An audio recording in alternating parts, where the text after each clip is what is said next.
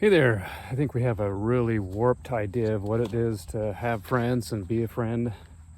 I go on Facebook, I've got 10,000 friends. I'm an influencer. I have all these friends. We have the same beliefs. Oh, by the way, I don't have 10,000 friends. Maybe like three, two. They're a mirror image of myself. These are my status. These are my glory. I have status because of all these people in my Facebook group or whatever. I make money selling them stuff. These really aren't your friends. Might use them to get things that you want. Maybe I'm even considered an influencer. What in the world is that? Influencer, someone that has power, affects your purchasing decisions because of his or her authority, knowledge, relationship with the audience. Influencers usually active on the different social medias. I got that from Google, but influencer. So it got me to thinking a lot about what it is to be a true friend. How can you be a true friend and receive someone that's really a true friend? How can you do that? So for instance, have you ever gone to school with your zipper down all day? No one said anything. Have you ever gone to school and your shirt was inside out? Or maybe you went to school and you had a big bird turd down the back of your shirt. Yeah, there's a story to that. Actually, I had a pet parrot when I was growing up. The bird was a cool bird, but I had one morning before school decided to put him on my shoulder, give him some attention before I left for school. And without me knowing, he did a big, huge turd down my back. I didn't notice it, of course. Went to school, no one said anything to me until I got home and took my shirt off. It's like, that's very interesting. What kind of friends do you have? So were my friends embarrassed to tell me? Maybe they didn't care. But it brings up a lot of good points. If you really care about a person, the constraint of keeping them as a friend goes away. If the greater good requires losing them, you can't withhold for the sake of keeping what you get out of them. So, if there's some obvious issues going on with that person, well, I don't want to tell them what I really think or feel because I might not have them as a friend anymore. Every year I go to a cabin in the woods somewhere and they own this cool property and I'm friends, so I get invited, so I have all these goodies. I don't want to do without all these goodies, if I lose that friend.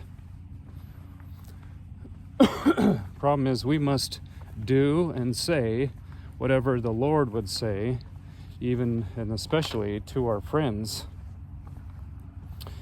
Do you have a friend that's got a big turd on his back, metaphorically speaking, and you can clearly see it because you're trying to do everything that you know is right and side of God? Do you tell them about it? Well, you can't withhold what you know is best for them just out of hoping to keep a friendship. So what does it mean to be a true friend and to receive a true friend?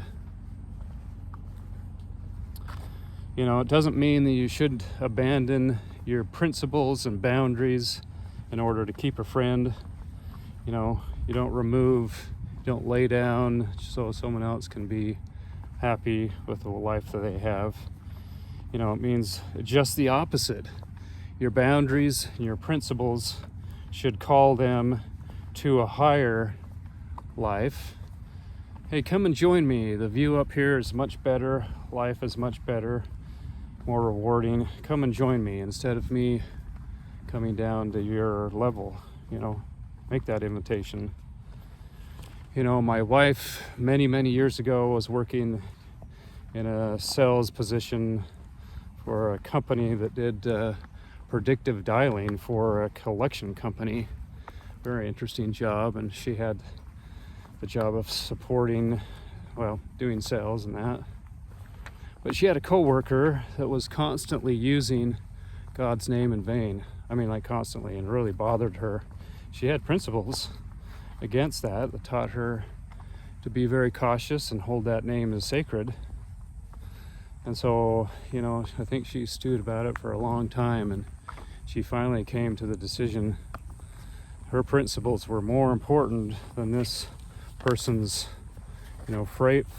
frequent use of a name that was very special to her. And so she talked to her about it. She was willing to put that co-worker relationship at risk because she was not a doormat. So don't be a doormat, don't lay down. Think about that sometime. What is a doormat used for? Wiping off your feet. And think about that for a minute. I know a lot of us think, well, I have to submit to the way they do things or the way they talk because, I've been married to this person for 10 years, or I've got these relationships and I have to keep the peace. But just as the Lord said, He did not come to make peace, but to make divisions and make corrections. So, a true friend isn't afraid to tell you the truth, even when it's hard to hear. A real friend will tell you the truth, even if it hurts your feelings, because they care about you too much to let you go down the wrong path. It's very difficult to be a true friend. A friend who tells you what you want to hear is not a true friend. True friends tell you what you need to hear. If you have a friend who is honest with you about your flaws and imperfections, hold on to them tightly because they're really, truly a gift. A friend who is willing to be honest with you is more valuable than gold. They are the ones who will stick by your side through thick and thin. A true friend is someone who is honest with you, even when it's not what you want to hear, because they know it's what you need to hear. So a lot of these phrases and terms will be repetitive, but I think it's valuable to hit it from many different perspectives, many different times. A true friend doesn't tell you what you're doing wrong. They also help you find ways to improve and become a better person. You can go to the gym with a partner or without a partner and watch people work out, and you see a lot of crazy stuff. So those people you consider a friend, if you've got someone on the bench press that's making it like a decline press because they've got their butt so far off the bench, it's going to injure their lower back. What do? Yeah, obviously you say, hey, friend, let me tell you what you're doing there. If you want to do a decline, go to the decline. But why don't we do it this way? Take some of the weight off. What are your goals? What are your objectives? What do you want to accomplish? Let's see how you can accomplish and do it safely. Yeah, so friendship. A true friend is someone who is willing to have tough conversations with you, even if it means risking the friendship. I've said it before. The mark of a true friend is their willingness to tell you the truth, even if it's painful, as long as they know that you'll be growing from it. Said it again. Honest feedback from a true friend can be a tough pill to swallow, but it's better than living in a bubble of delusion. I think that's very valuable. More reality is better.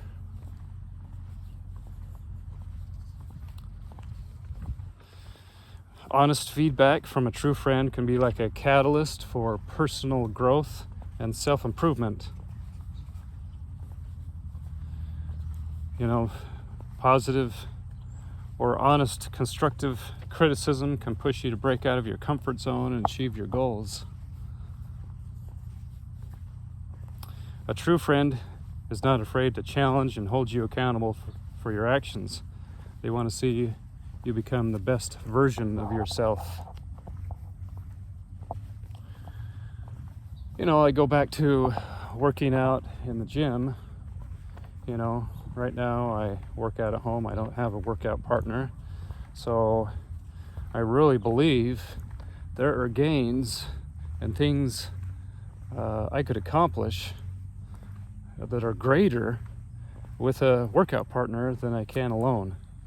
If I get to the point of exhaustion, I can't push past that, or I'm going to collapse and injure myself. I can't get on the bench press, put 3 plates on, because I can't do that weight anyway, right now, if I really pushed it. But yeah, there are certain things greater things you can accomplish with having a workout partner that helps you in your workouts. So, very interesting. So true friends tell you the truth, not to hurt you, but help you grow and become a better person. So obviously, honest feedback from a friend is worth its weight in gold, for it can lead to personal growth and self-improvement. Are you willing to be this type of gold level person with your friends?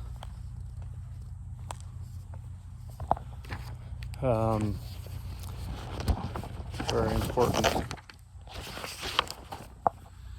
Jordan Peterson said something very interesting. He said, you have the right and responsibility to be a friend and surround yourself with friends that want the best for the best part of you. He also talked about, not sharing confidences and holding things that are told in a friendship private, not gossip and share and say, you can't believe what so-and-so just told me. Holding those things in confidence, being trustworthy of confidence. A friend really will stand by your side during trouble. If you're bankrupt, broke, down on your luck, having a very difficult time in life, this kind of person's one that you can count on and say, hey, you know what, I'm really having a hard time right now. Here's kind of what's going on. This friend will listen and not try to won over you. Oh yeah, that's nothing. You should hear what happened to me years ago. Or secretly say, oh, that's great. Finally, they get kicked in the teeth and now they sink down to my level. There to support someone, not there to gloat in their misfortunes. If you can find a friend like that, say they're worth holding on to, someone that's honest, that has your best interest in mind at all times. True friendship is not about comfort, it's about growth. It's better to be willing to sit alone without friends than it is to live with toxic people. Are you afraid to sit at lunch alone? Or you feel like it's better to sit with a bunch of nasty people that are constantly putting you down, making your life difficult? Or would it be better to sit alone? I would say absolutely. Sit alone, find a place in the library, find a place in your car, in a classroom, where you can eat in peace and not be subjected to toxic people. True friends listen to your pain. They don't minimize them or try to top it, like I said, or secretly think every time you have a success, they are feeling jealous of your successes and want to bring you down. You know, have you ever thought about people that you don't like? People in your life that kind of rub you the wrong way. And there might be two reasons for that. Maybe they're toxic people, or maybe you're the toxic person. You know, are they trying to tell you things you don't want to hear? Are they better than you? Are they telling you that you can do better?